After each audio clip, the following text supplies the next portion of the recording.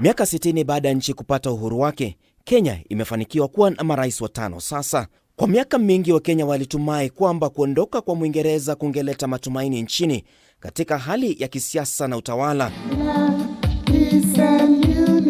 Uongozi ambao kwa kiasi kikubwa ulikopwa kutoka kwa Waingereza. Alipoingia hayati Jomo Kenyatta, baraza lake na mawaziri lilionyesha sura ya taifa. Hata hivyo, uongozi unadaiwa kukosa kutatua swala la umiliki wa ardhi katika taifa. Mzee Jomo Kenyatta's cabinet was very reflected the face of Kenya. He didn't need even chapter 10 of the constitution. Well, I don't know what chapter that was in the old constitution to talk about the face of Kenya, to talk about how you need to balance. He had people from everywhere across the country. When you saw his cabinet, you saw the country represented. Parliament also, they had the burden of actually lifting the country, moving it from colonial facing to now a self-governing country, redoing the laws, a parliament that had respect, a parliament that really, that's where we see people like Martin Shikuku, the People's Watchman. We see people like Mzee Jomo alikabiliwa na changamoto tofauti kuanzia mjadala wa majimbo hadi vita vya shifta. If we start with the first president, Kenyatta, he tried very hard to bring the country together by appointing ministers from various regions. And that policy worked. Moi himself trying to perfect it by even going further in that direction, trying to bring as many, because how the government appears is very important. What do people think about the government? Is it a national government or is it a tribal government? No president would like to have a tribal government. Tofauti zao na Jaramogi Oginga Odinga zilitishia uhuru ambao Wakenya walitarajia. For us, we hold that Jaramogi Oginga Odinga was much more progressive than for example, Jomo Kenyatta.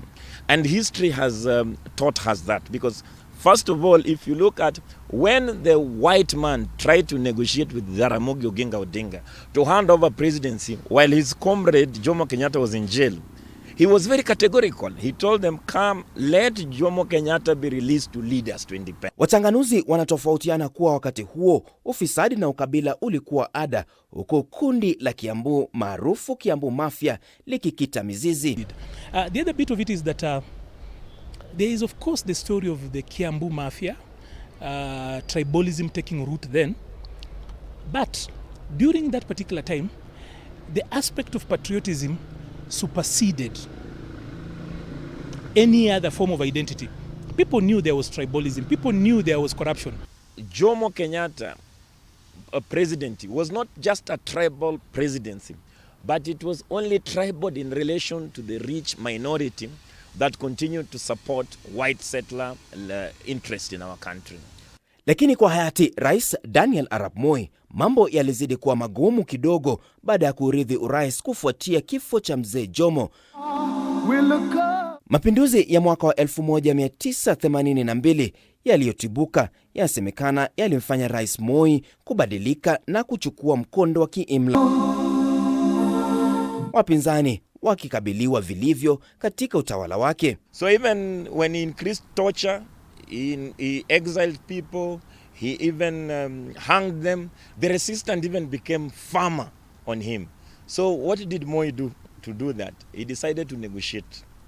So that is why you think that, for example, the radical student leader Mwandawiro Mganga. Demokrasia ya vyama vingi baada ya kufutiliwa mbali kwa kifungu cha 2A cha katiba ilikatiza utawala wa Moi uliodumu kwa miaka 24. Katika serikali hizo mbili za mzee Jomo Kenyatta na Moi, suala la haki za kibinadamu lilikuwa changamoto.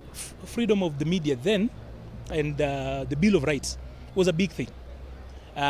Those were almost suggestions under the first presidency and the second presidency. Let me just call them the first to watch under Kenyatta 1 and then Moi.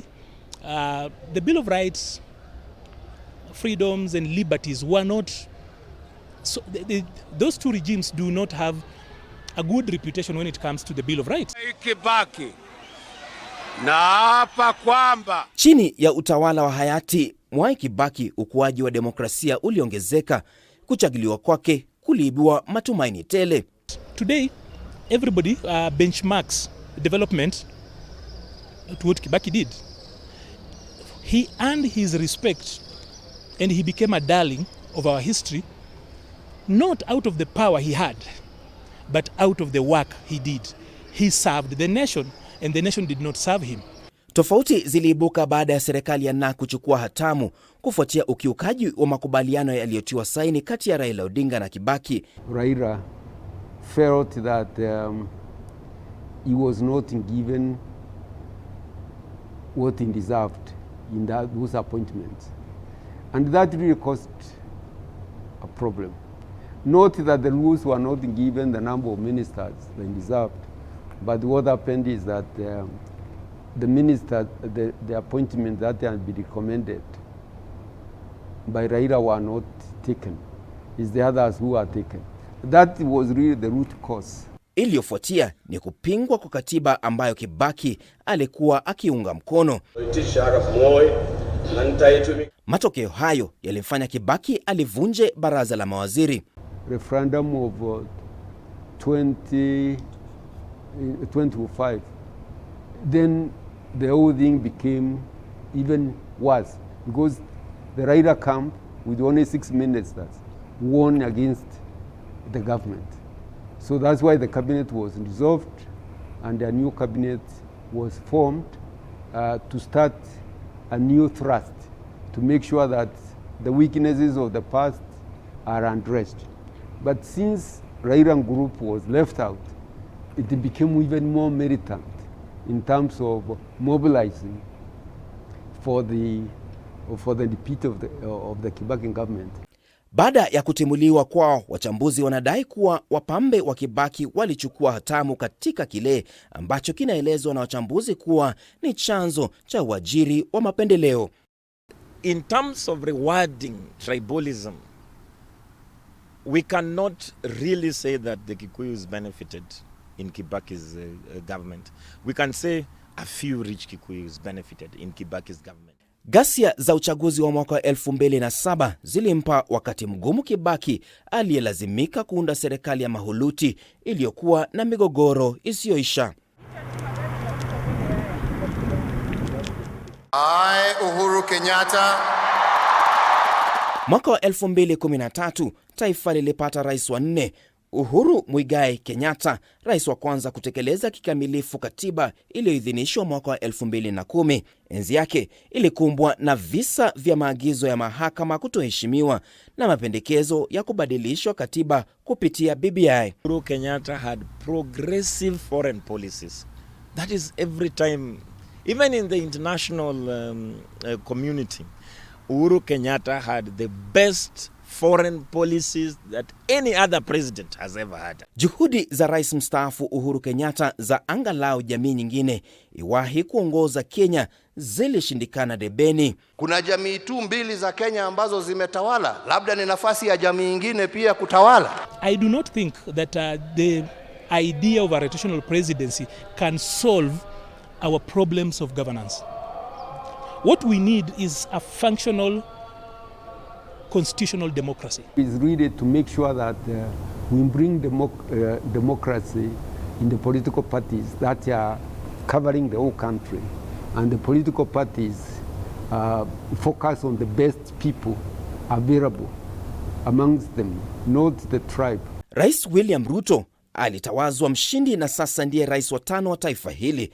In full realization, ijapokuwa marais wote wametoka mlima Kenya na bonde la Ufa tangu Kenya iwe huru, demokrasia inahimiza uamuzi wa wengi ndio unaotawala, huku wa wachache ukiendelea kuheshimiwa. majeshi yote ya ulinzi ya Kenya. Licha ya uhalisia huo, taifa limepiga hatua kubwa kutokana na ugatuzi. From any part of this country will ever again, thanks to devolution, be abandoned to generational poverty and oppression because of their region. Martin Opio, runinga ya K24, Nairobi.